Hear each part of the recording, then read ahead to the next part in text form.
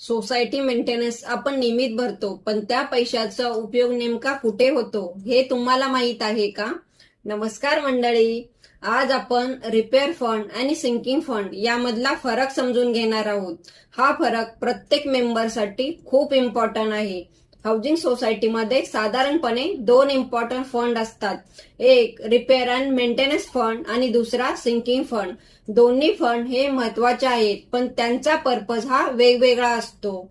Repair and maintenance fund हा सोसायटीच्या regular maintenance एक्सपेन्ससाठी वापरला जातो, म्हणजेच बिल्डिंग आणि कॉमन फॅसिलिटी व्यवस्थित चालू ठेवण्यासाठी होणारा खर्च.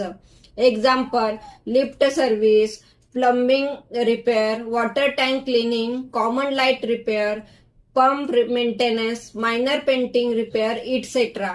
हा फंड डे टू डे मेंटेनन्ससाठी उपयोगात येतो. सिंकिंग फंड हा फ्युचर मेजर रिपेअर्स आणि इमर्जन्सी एक्सपेन्ससाठी रिझर्व्ह फंड म्हणून ठेवला जातो.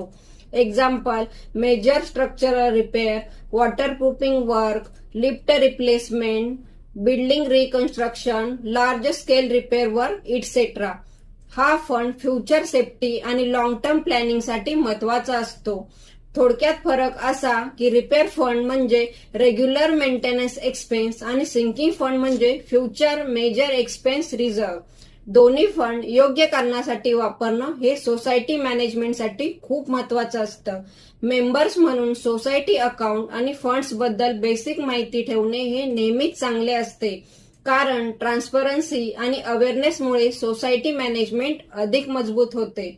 मेंटेनन्स बिल भरताना अकाउंट समजून घेण्याचाही प्रयत्न करा. अवेअर मेंबर्स आणि ट्रान्सपरंट मॅनेजमेंट मिळूनच एक हेल्दी सोसायटी एन्व्हायरमेंट तयार होते. अशा सोसायटी रिलेटेड माहितीसाठी अल्दर अँड असोसिएटला फॉलो करा. व्हिडिओ उपयुक्त वाटल्यास लाईक, शेअर आणि सेव्ह करायला विसरू नका. धन्यवाद.